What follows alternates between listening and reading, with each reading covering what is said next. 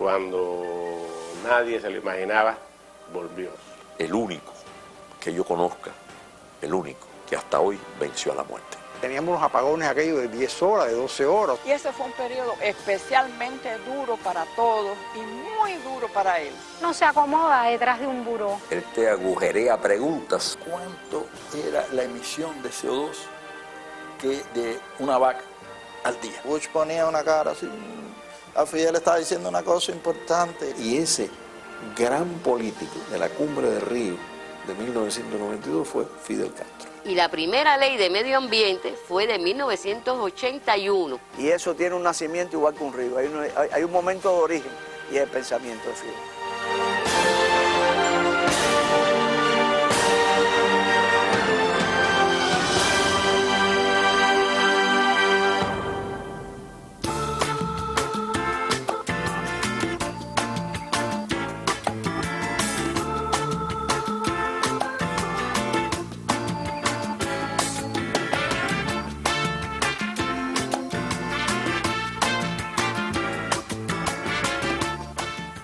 Cuando es anunciado que se va a producir, fue primero el silencio impresionante que se creó. un movimiento de atención. Todo el mundo sabe que el que va a hablar va a decir algo. Iba a decir algo que valía la pena escuchar. Y que además va a ser pronunciado por alguien que tiene una profunda autoridad moral e histórica para decirlo. Eso hasta en los enemigos se advierte. Fidel Castro Ruz, presidente do Conselho de Estado e do Conselho de Ministros da República de Cuba.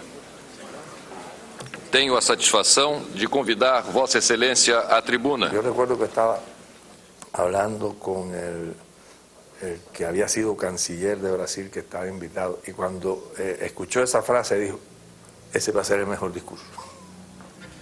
Una importante especie biológica está en riesgo de desaparecer por la rápida y progresiva liquidación de sus condiciones naturales de vida, el hombre.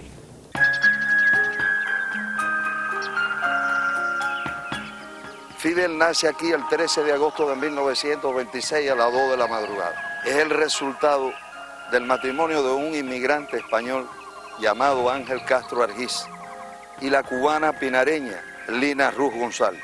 Y de ese matrimonio nacen 7 hijos. Fidel el tercero.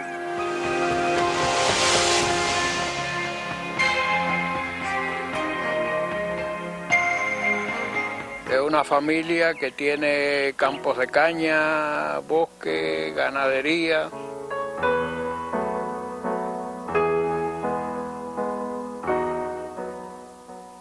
Para Fidel la libertad está estrechamente vinculada a la naturaleza, al monte, a correr con los niños, con los compañeros de juego en Virán.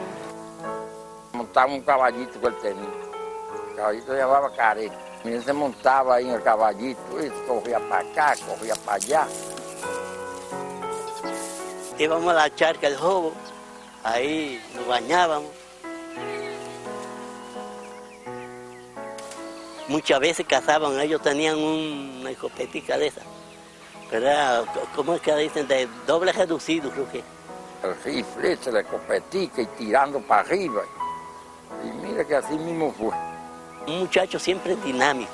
Él era igual que si fuera un hijo de un trabajador, muy campechano él. El hombre que se educa, que crece desde la tierra, desde su vínculo con el sembrado, con el fruto, con el árbol, al final es una persona sensible hacia los problemas de la humanidad. Siempre sentí que era ese hombre de campo que, convertido en el ciudadano, en el habitante de la ciudad, no olvida nunca la importancia de la naturaleza y del medio ambiente. Ahora tomamos conciencia de este problema cuando casi es tarde para impedirlo. Es como una especie de clarinada. Esperen, no sigan, paren, estudien, miren. El hombre está en periodo de extinción. Al que él definió como la única especie que es capaz de autodestruirse a sí misma. Hasta ahora mucho del discurso ambiental estaba en el peligro para las especies, sobre todo la megafauna, las especies carismáticas. Esto lo pone en otro contexto. El hombre está en riesgo, la civilización, 6.000 años de civilización pueden desaparecer por esta circunstancia. Nada más cierto. Eso hoy en día lo dicen otros, pero Fidel fue el primero que lo dijo. Los bosques desaparecen, los desiertos se extienden, miles de millones de toneladas de tierra fértil van a parar cada año al mar. Numerosas especies se extinguen. Santiago, Santiago, yo fui a Santiago de Cuba. Santiago, Santiago, tú eres la mata y la cuna. Cuando estudiaba en Dolores y en La Salle, sus maestros de los colegios de jesuitas y los franceses, en primera instancia, le crearon como el amor también a la naturaleza. Tanto como recibió de la disciplina de los jesuitas, pudo recibir de su saber, del saber indiscutible, de estos padres que son a la vez profesores.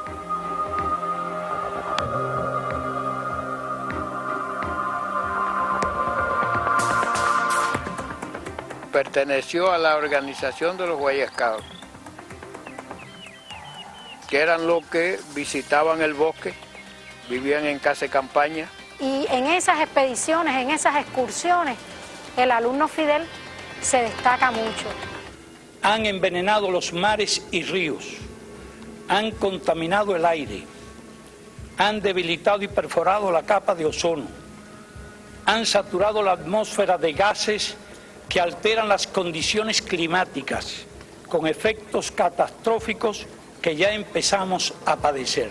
Porque ahí empezaba el cambio climático a tener noticias en el mundo, por ahí se empezaba. La presión poblacional y la pobreza conducen a esfuerzos desesperados para sobrevivir aún a costa de la naturaleza.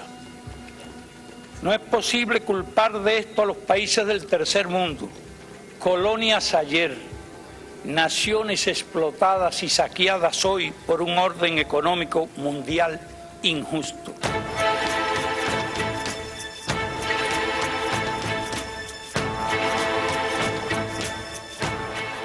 Y desembarcan por una costa de Cuba, caen en una ciénaga, donde ahí tienen el primer contacto con la naturaleza cubana.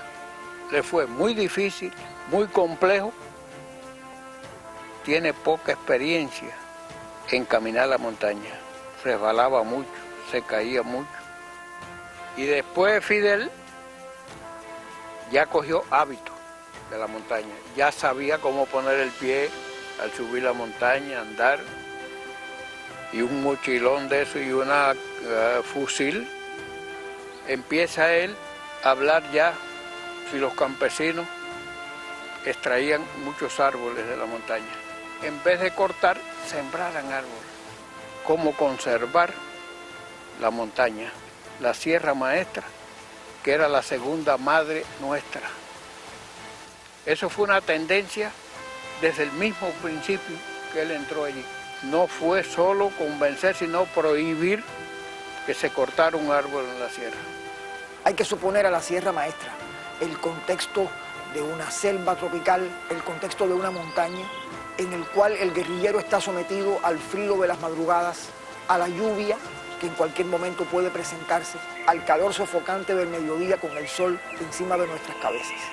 En esa formación que el propio medio impone al individuo, hay que buscar las bases, el cimiento del pensamiento ambiental de Fidel Castro. Es necesario señalar que las sociedades de consumo son las responsables fundamentales de la atroz destrucción del medio ambiente.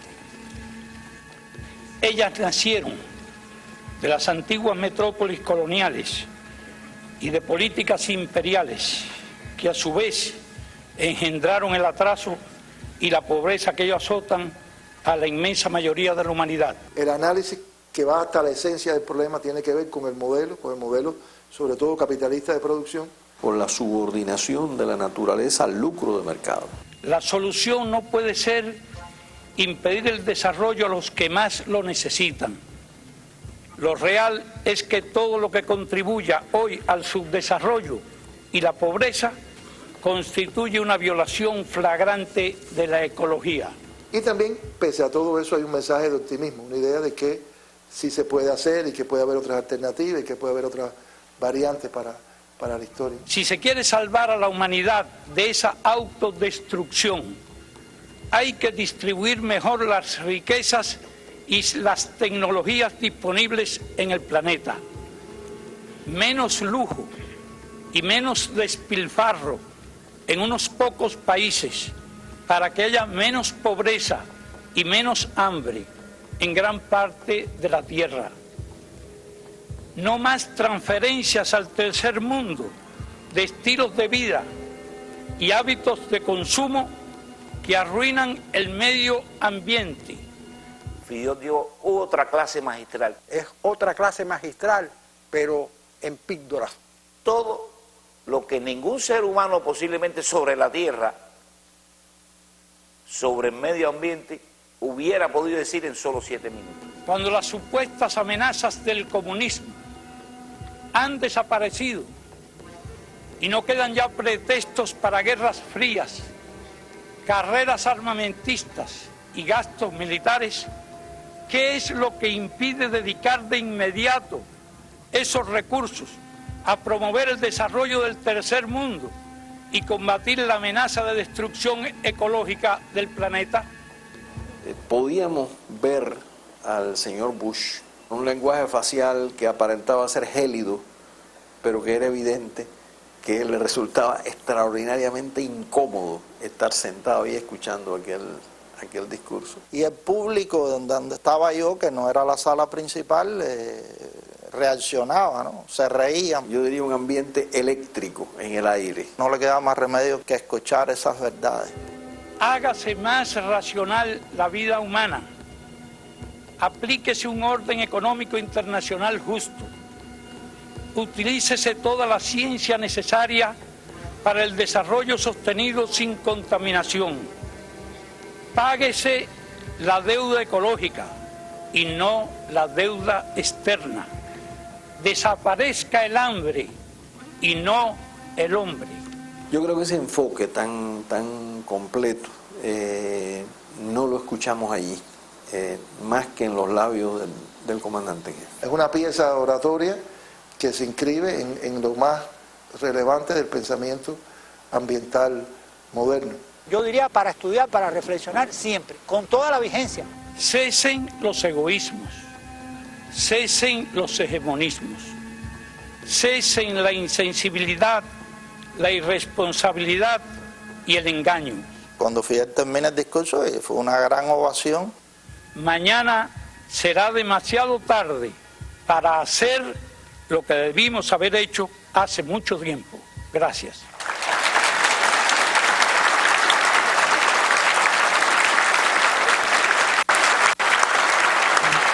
Pusieron la cámara de nuevo en el presidente Bush y él estaba aplaudiendo porque realmente no se podía hacer otra cosa. Era difícil no hacerlo porque todo el mundo aplaudía y aplaudía con pasión. Incluso recibimos a través de otras delegaciones comentarios positivos, comentarios muy favorables de algunos miembros de la delegación norteamericana en relación al mensaje que había trasladado el comandante en jefe. Estoy seguro que se formaron o tenían la más alta opinión de Fidel Castro y de su pensamiento de Brasil. El canciller de Canadá se acerca donde yo estaba y me entrega un papelito pequeño así, donde decía: Fidel, no había tenido el gusto de conocerlo personalmente. Hoy, a partir de su excelente discurso, lo conozco. Felicidades. Entonces ponía Brian Mulroney, que era el primer ministro conservador de Canadá.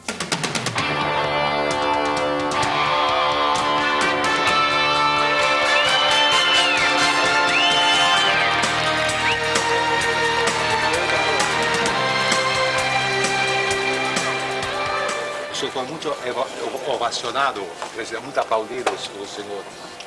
Bueno, porque hablé poco. Sí. No voy a decir el mayor número de cosas. Fidel, donde quiera que llegaba, se armaba, te puedo decir, con una palabra muy clara, el desorden. el desorden porque lo querían tocar, lo querían agarrar de una mano, lo aplaudían, le gritaban una consigna, otro quería hacerse una foto, periodistas querían hacerle una pregunta.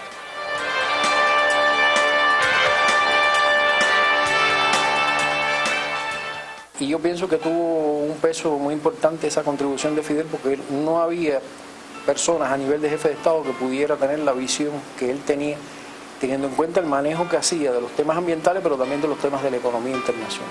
Desde aquí me dijeron que estaban corriendo el rumor de que yo iba a hablar 3 horas.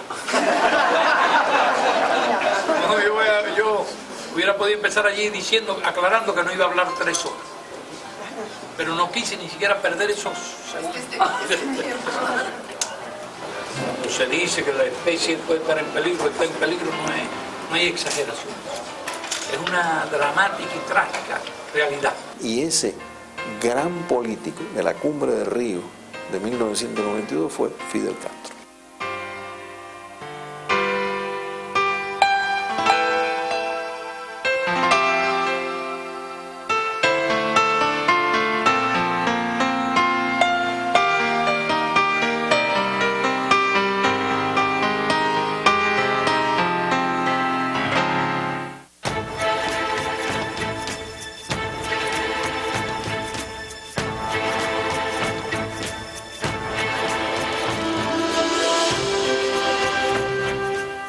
La revolución declara un estatus sobre los recursos naturales que los revierte de manos extranjeras y la pone en manos de los cubanos, promueve un amplio proceso de educación que entonces permite al hombre entender mejor qué son los recursos naturales, cuál es su utilidad, qué es la naturaleza que le rodea, y por otra parte abre la puerta a la ciencia y eso entonces va creando como un escenario más favorable. Cuando triunfa la revolución, Fidel no se acomoda detrás de un buró.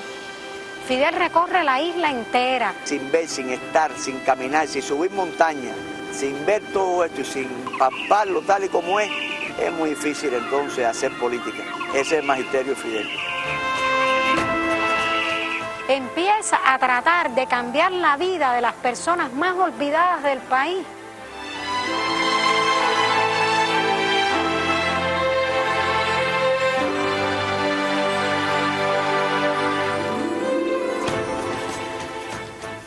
Tan pronto estaba aquí, como estaba allá, como estaba acullá, quería abarcarlo todo. Y así visitan la Ciénaga de Zapata.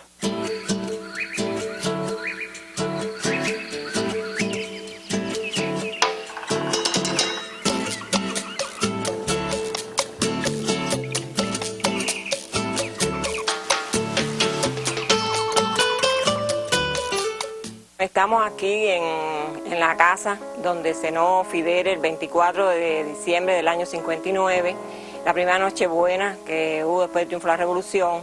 Y se demuestra la foto donde se ve Fidel ahí con unos carboneros. En esta foto se ve la familia de nosotros, porque mira, esta soy yo con mi hermanito, esta es mi mamá y mis hermanos, y aquí mi mamá con Fidel que está cogiendo la ensalada.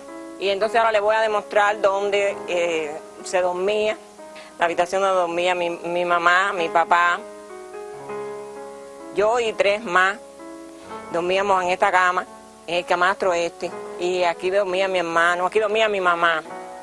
Y mi papá con 2 hermanitos míos, de los más chiquitos. Fidel conversó mucho aquella noche con todos los carboneros y le explicaba de todos los proyectos que tenía la revolución.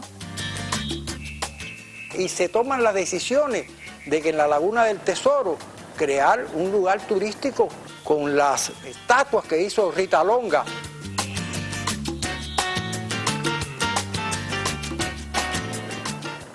Tenían una pequeña casa bote ahí, una patanita con una casita que ahí es donde vivía Lupe, Celia, Núñez, Fidel, la escorta, y pasaban ahí los días, tenían una lancha rápida, tenían un helicóptero para moverse.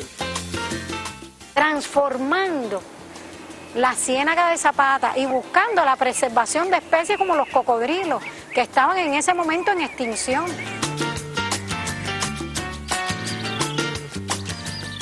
Todo el desarrollo que después se hizo posteriormente también en Playa Girón, en Playa Larga.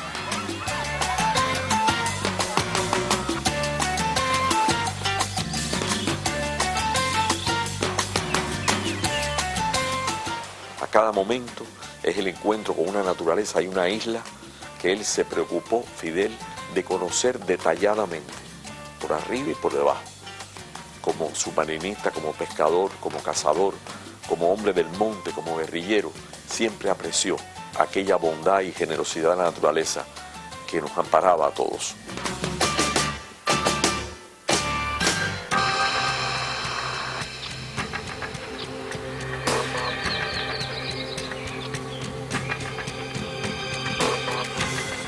Es muy importante notar que la primera ley forestal de Cuba vino en el año 59, una ley de protección y de repoblación forestal.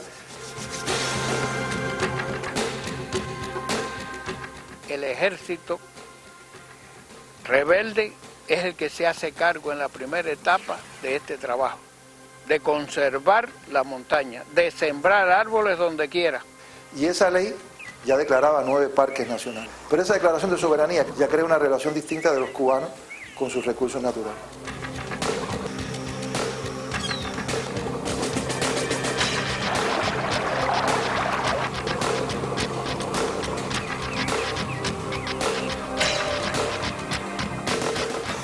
Ya en el año 62 se crea la Academia de Ciencias de Cuba.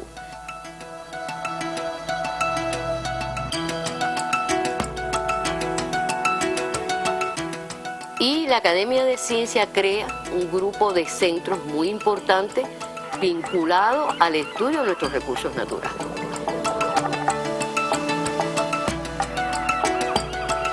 Una red de instituciones vinculadas a las ciencias naturales que no existía prácticamente en ningún país de América Latina en aquel momento. Ese reconocimiento de una fase temprana en el pensamiento de Fidel de la necesidad de crear un país de hombres de ciencia también va edificando otra relación con los recursos naturales. Porque hemos contado con la información científica para poder trabajar. Información que se fue acumulando, que se fue convirtiendo realmente en saberes de muchas personas en este país. Todos esos estudios en esa época son contribuyentes al pensamiento ambiental, aunque no estaban pensados estrictamente desde una óptica de lo que hoy modernamente llamamos el ambientalismo.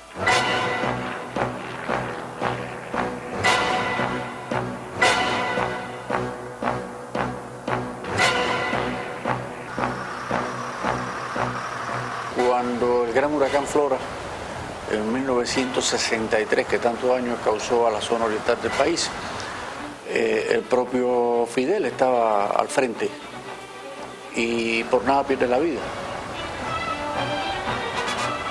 porque se cayó de una tanqueta anfibia al agua. Él se tiró primero, había otro compañero, lograron sacarlo y está en el agua y tienen que sacarlo del agua. Por lo tanto, su vida corrió verdaderamente peligro por estar dentro de un huracán.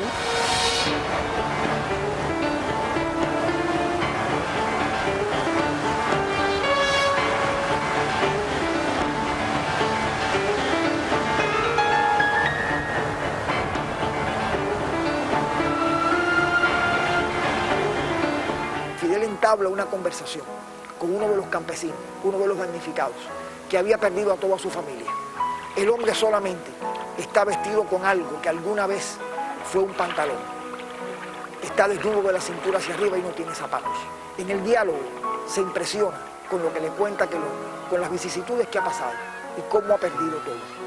Fidel le estimula, le dice que nunca será abandonado y termina la conversación quitándose sus botas y poniéndolas con extraordinaria delicadeza en las manos del hombre.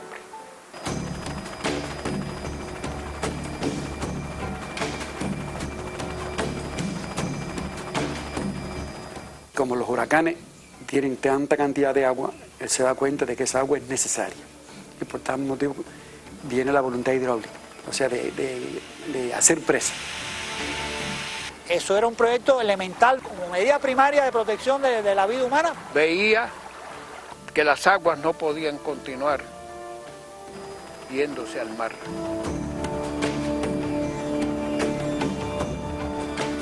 Eso también puede tener parte negativa, por supuesto puede tener parte negativa, pero somos los hombres, somos los científicos los encargados de minimizar la parte negativa, porque siempre que usted actúa con el medio ambiente siempre tiene una repercusión. Yo me preocuparía mucho más hoy, no ya por las que se hicieron y que no cristalizaron, por las que salvaron al país de la sed o a pueblos enteros de ser arrasados.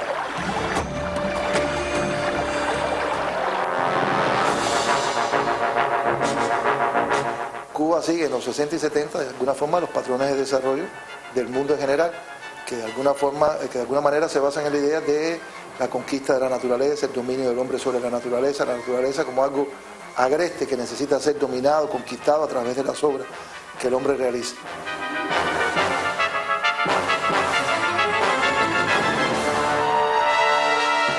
Un país que acababa de liberarse de una dictadura, pues era lógico, era normal, consecuencia de ese espíritu de transformar el país, de crear riqueza. ¿Por qué? Porque se encontró un país desguazado por latifundio, se encontró un país dividido angustiosamente entre los ricos ricos y los pobres pobres.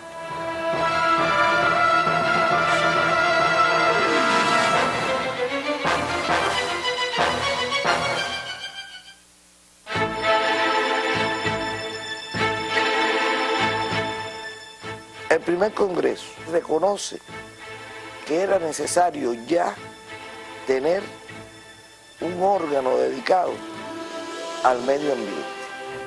Eso fue en el año 1975. Y así es que en 1976 se crea la Comisión Nacional de Uso Racional de los Recursos Naturales y Medio Ambiente, la conocida Comarca. Eso encierra un mensaje donde se le da prioridad precisamente a la protección de nuestros recursos para hoy y para mañana. Y la primera ley de medio ambiente fue de 1981. ¿Por qué unos pueblos han de andar descalzos para que otros viajen en lujosos automóviles? ¿Por qué unos han de ser míseramente pobres para que otros sean exageradamente ricos? Hablo en nombre de los niños que en el mundo no tienen un pedazo de pan.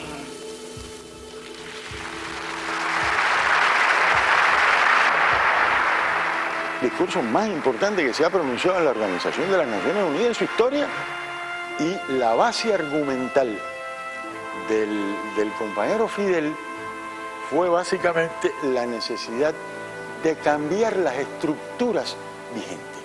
Y hemos venido a advertir que si no resolvemos pacífica y sabiamente las injusticias y desigualdades actuales, el futuro será apocalíptico.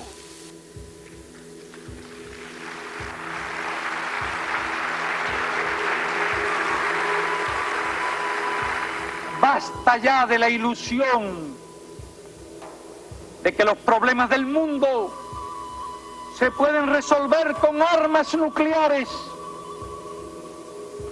Las bombas podrán matar a los hambrientos, a los enfermos, a los ignorantes, pero no pueden matar el hambre, las enfermedades, la ignorancia. No pueden tampoco matar la justa rebeldía de los pueblos. Y en el holocausto morirán también los ricos, que son los que más tienen que perder en este mundo.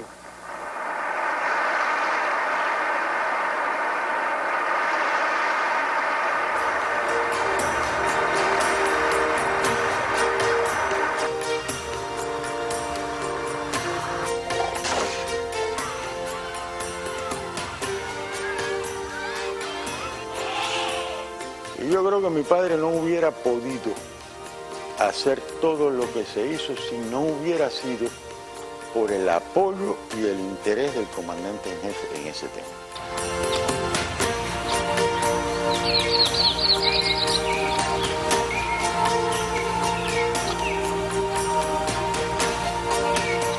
¿Qué sería todo aquello ahora? Un casucherío lleno de sabe Dios qué, escombros de La Habana. Hoy es un inmenso jardín. Recuerdo una de las últimas veces que vino, que me dijo, ¿qué hace falta aquí? Y le dije, nada, que usted venga más a menudo, eso es lo que nos hace falta, que venga más a menudo. Pero ya él empezaba entonces el periodo especial, y ese fue un periodo especialmente duro para todos y muy duro para él. Quiero seguir jugando a lo perdido, yo quiero ser a la zurda más que diestro.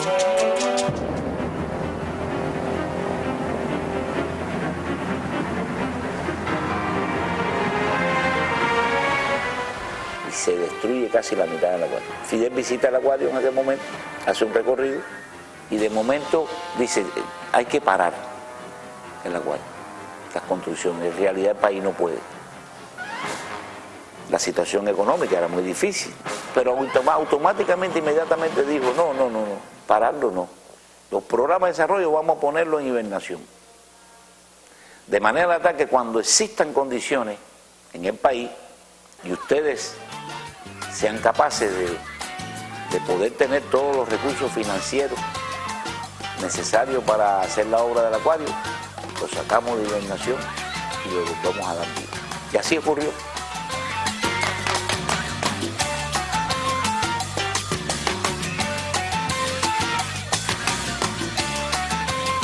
El tema ambiental no es prioritario en tiempos de crisis económica. Y aquí fue precisamente, y yo también atribuyo eso, a la visión de Fidel, justo en ese momento de un profundo problema económico en el país, que se constituyeron las bases de la institucionalidad ambiental que hasta hoy existe. Si el gobierno no tiene una voluntad expresada y no lleva acciones en concreto, entonces nos quedamos en solo unos interpretadores de la naturaleza, en hablar de la naturaleza y el medio ambiente, sin tocar el tema principal, que es el desarrollo sostenible.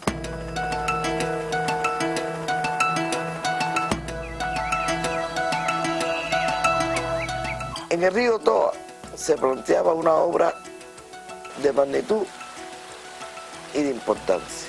Que se iba a hacer un embalse.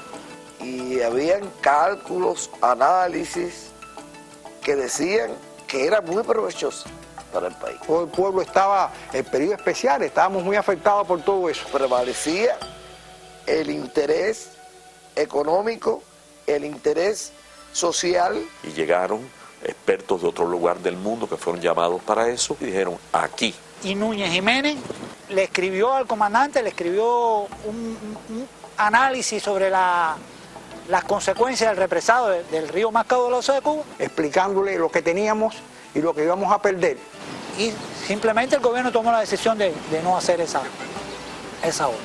Por las implicaciones que tenía desde el punto de vista ambiental, desde el punto de vista del equilibrio que se iba a romper en esa zona. Cuando se destruye la naturaleza en un punto, se destruye para todo el tiempo. Y es muy difícil que vuelva a regenerarse.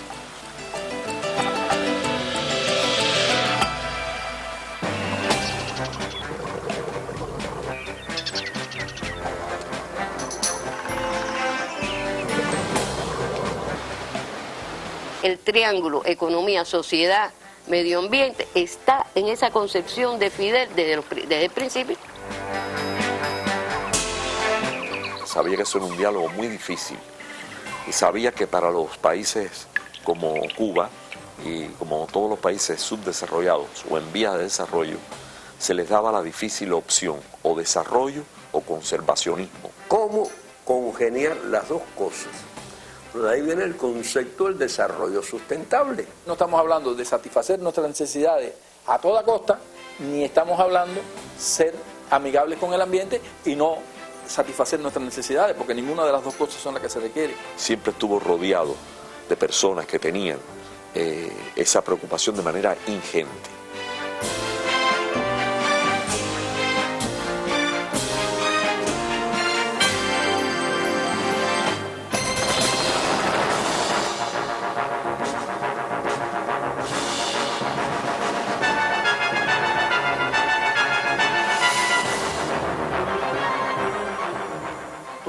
Empezó allá cuando se nos presentó aquellos apagones tan grandes aquí en nuestro país, aquí en la ciudad, recordaremos. Y como una bola de nieve, aquello empezó a desarrollarse bajo la conducción del comandante jefe. Como él sabe conducir y como él sabe introducirse y estudiar los problemas importantes que hay que resolver. Así aparecieron los grupos electrógenos distribuidos en diferentes lugares.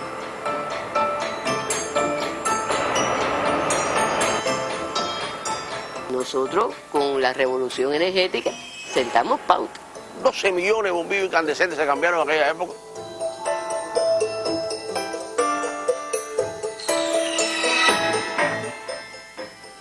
Todo aquello significó un importante ahorro, pero sobre todo un beneficio para todo el que cambiaba un viejo equipo para un equipo nuevo, más moderno, de menor consumo. Y aunque nosotros ni remotamente somos significativos en la emisión de CO2, bueno, estamos haciendo nuestro aporte.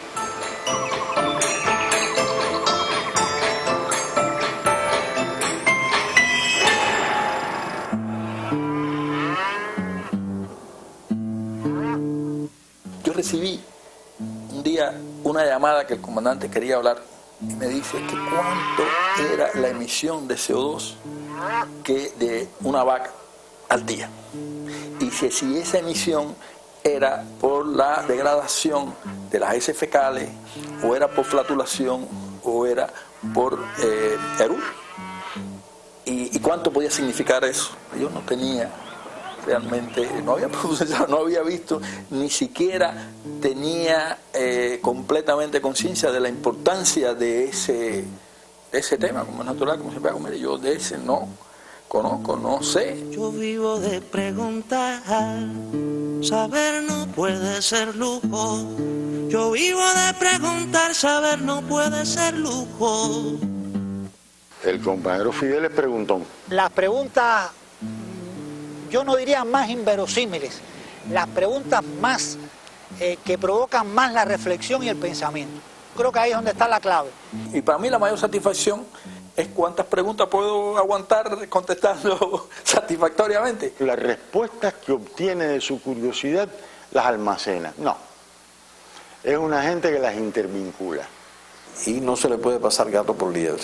Nada humano le es ajeno, como alguien decía, ni nada tampoco de la naturaleza, ni nada del pensamiento abstracto. Es la curiosidad del genio. Lo vimos leyendo durante los viajes, lo vimos escribiendo en el carro, en el avión.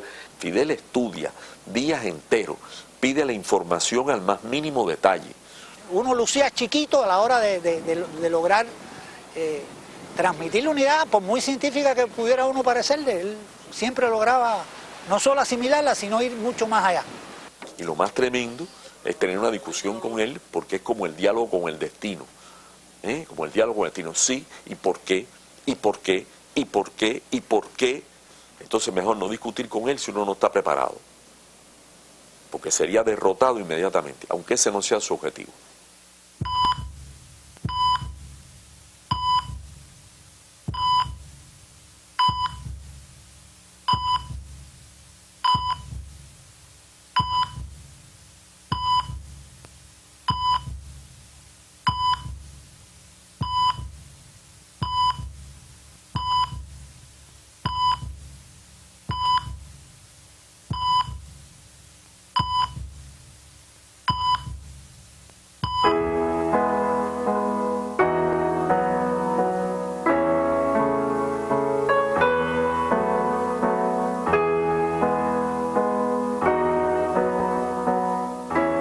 El único que yo conozca, el único que hasta hoy venció a la muerte. Cuando nadie se lo imaginaba, volvió, ¿no? Yo decía, parafraseando la canción, y en eso volvió Fidel. Con esa voluntad de hierro y con esa capacidad, sigue siendo todavía un sembrador de esperanza y uno que discursa sobre la paz con valentía. Se volvió a vestir de verde, como no esperábamos verlo ya nunca más, con una gorra verde con su estrella, y salió a luchar por la humanidad. Su batalla en el plano de las ideas para hacer conciencia.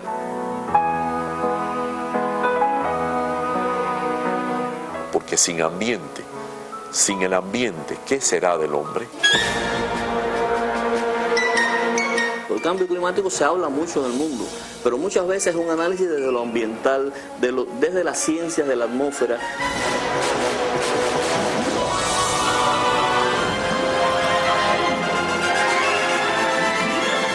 Países desarrollados, los que han contaminado, los que han saturado la atmósfera de dióxido de carbono, y las consecuencias las están pagando los pobres. El segundo más importante o más serios de los problemas que enfrentamos.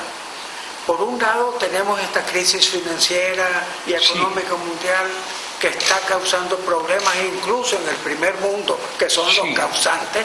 Yo creo, discuto, que por grave que sea el problema financiero, el problema del cambio climático es peor. Sí, es peor. Y a mí me llamó la atención cuando después leí la reflexión que él hizo sobre lo acontecido en Copenhague, el reflejo tan exacto de detalles de la negociación.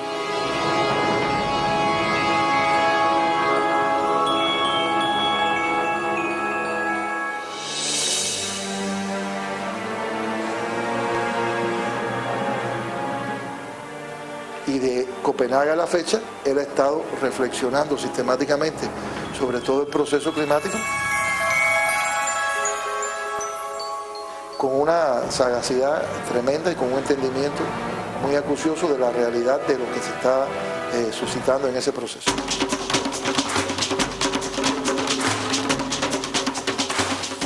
Cuba fue el país que en un momento determinado estuvo más cerca de una catástrofe nuclear.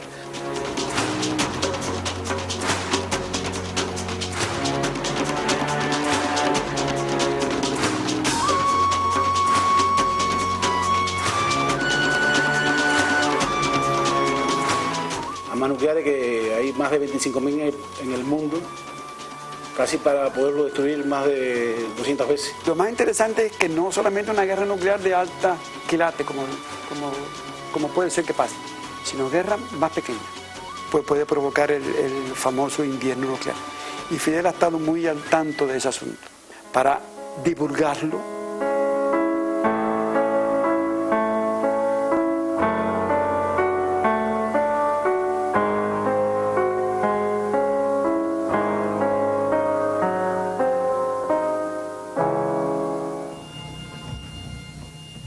¿Qué curas de mercurocromo vamos a aplicar para que dentro de 20 años haya 400 millones en vez de 800 millones de hambrientos?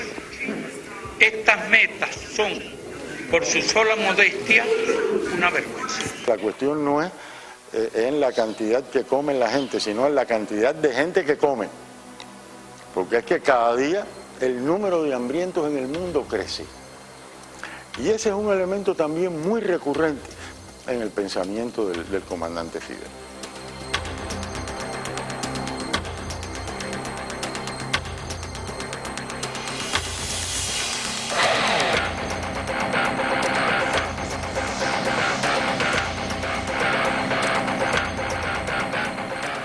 Era un desastre ambiental de marca mayor y había que parar.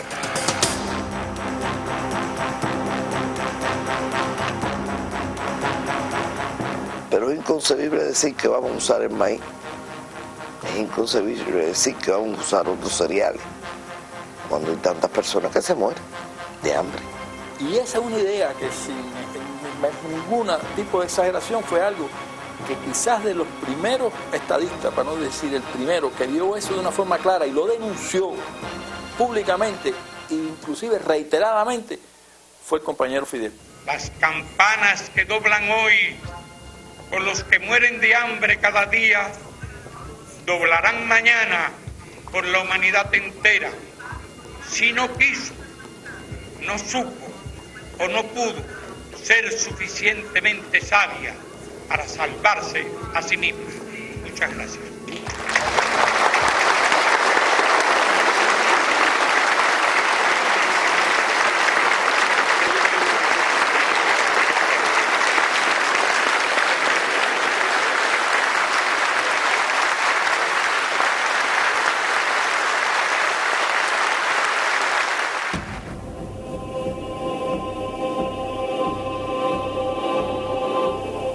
buena parte del ambientalismo fracasa porque extrae la problemática ambiental del contexto económico y social.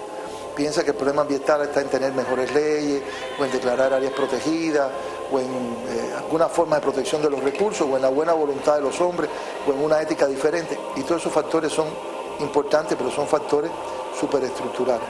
Fidel se adentra mucho en el pensamiento de que la problemática ambiental está vinculada a la propia naturaleza del capitalismo, al carácter insostenible de los patrones de producción y consumo propios del capitalismo.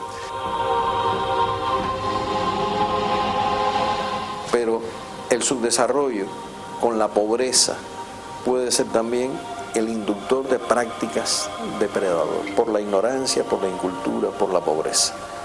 Todo eso está contenido en el pensamiento del comandante. Y después voy a decir dónde lo digo. Dice, la humanidad del futuro tiene retos muy grandes en todos los terrenos. Una humanidad que se multiplica vertiginosamente.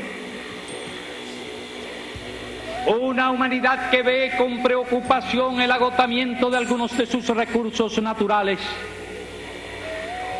Una humanidad que necesitará dominar la técnica. Y no solo la técnica, sino incluso hasta los problemas que la técnica pueda crear, como son los problemas, por ejemplo, de la contaminación del ambiente. Y ese reto del futuro solo podrán enfrentarlo las sociedades que estén realmente preparadas. Y nosotros debemos aspirar a que nuestro pueblo esté realmente preparado para afrontar ese reto. Y eso es lo que buscamos con la revolución científico-técnica. Eso es lo que buscamos con la revolución educacional. Eso lo dijo en el año 74. Pero además, ¿en qué marco lo dijo? Lo dijo en la tercera conferencia nacional de las brigadas técnicas juveniles. O sea, le estaba hablando a la juventud. Es el pensamiento más completo y más consciente en términos de estadista que yo he conocido. Siempre con una visión muy optimista, con una visión de búsqueda del resultado y con una visión que alcance el tiempo futuro. Cualquier conducta parte de la conciencia. No nacemos conscientes. Entonces yo creo en el hombre, creo en los valores del hombre. El humanismo revolucionario, el humanismo que quiere transformar el mundo para mejorarlo, para que hacer verdad eso de que otro mundo mejor es posible. Cuando dije hay una especie que está en peligro de desaparecer, el hombre. Pero yo pensaba que había más tiempo, que se disponían por lo menos 80, 100 años o más. Pero el problema es que se están produciendo acontecimientos que la ciencia está descubriendo. Y la velocidad con que se está derritiendo el casquete polar es muy superior a la que se calculó nunca. ¿Podrá la ciencia, en el tiempo disponible, resolver el problema de restablecer el equilibrio? El hombre tiene que demostrar que será capaz de aprovechar ese conocimiento para sobrevivir. Hay que luchar.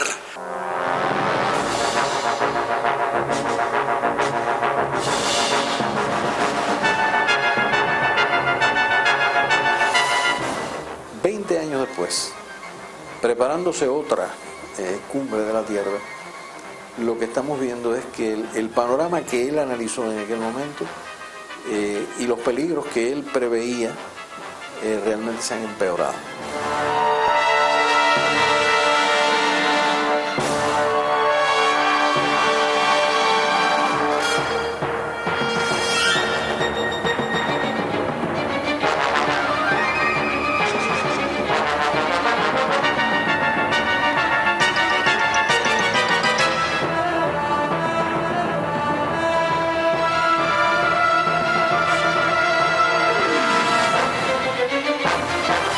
Cada vez que nos reunimos, discutimos y no avanzamos lo necesario, la Tierra se deteriora más.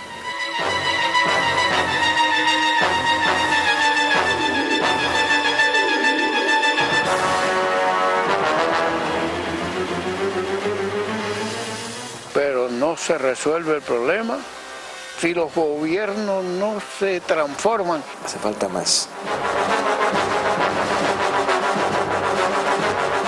Para salvar el planeta, salvar la especie, salvar el medio ambiente, hay que transformar la sociedad en la cual viven los hombres. Y hay que convertir la justicia social no en un eslogan, sino en una realidad concreta.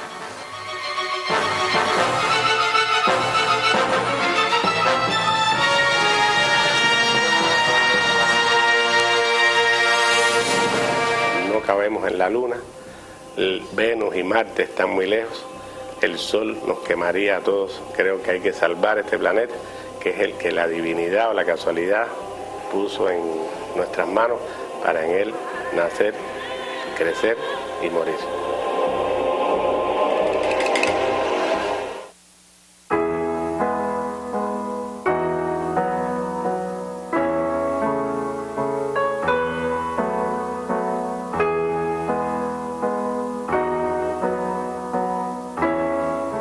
Fidel es la mejor imagen que hay de Cuba. Fidel para mí es todo, es el universo, son las estrellas, son las playas del este, son los hombres que caminan por la ciudad, es la vida de todos los que yo amo. Fidel es un gigante. Un gigante de la historia. El otro día preguntaban a un estadista, no por cierto caracterizado por una devota admiración a Cuba, y decía, no, Fidel no. Fidel es un hombre de ideas, dijo. Fidel es un hombre de ideas, un hombre que ha luchado por sus ideas. En este siglo XX no ha habido otro pensador, otro visionario con esa capacidad de ver el futuro como el comandante jefe. Su preocupación es muy grande porque sabe mucho, sabe escuchar. Una vez me referí que había un secreto en su despacho, y es que sobre su butaca había un pequeño hueco, el hueco del dedo, mientras escuchaba.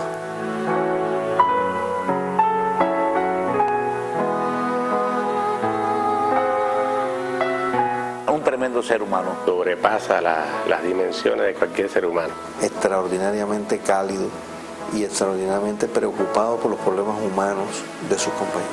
Le tocó realizar un gran proyecto en medio de un acoso que no ha tenido nombre y que continúa todavía. Desafiando fuerzas poderosas, enemigas de la razón y de la nobleza y de la búsqueda de que el hombre perdure como civilización sobre la tierra. Como una leyenda viva, algo que existe, de carne y hueso, de pensamiento y de principio. Ese es Fidel Castro. Los hombres van en dos bandos, los que aman y fundan y los que odian y deshagan. Yo he creído siempre y lo creo que él está en el primero. Es la gran figura cubana de todos los tiempos para mí.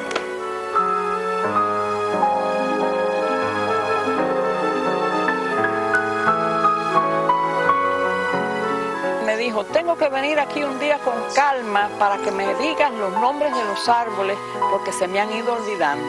A mí nunca se me olvida aquella frase, porque fue la última que le oí a él directamente hablando.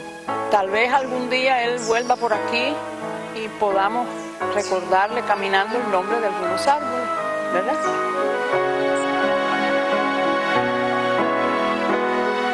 Sé que él está luchando por todos los que amo, por mis seres queridos más cercanos, por los que ya no están y por los que vendrán, por los hombres de nuestra isla, de nuestro continente latinoamericano y por los hombres que más lo necesitan en el mundo, que son las personas olvidadas, las personas humildes, los que pasan mucho trabajo en este mundo cruel e injusto todavía.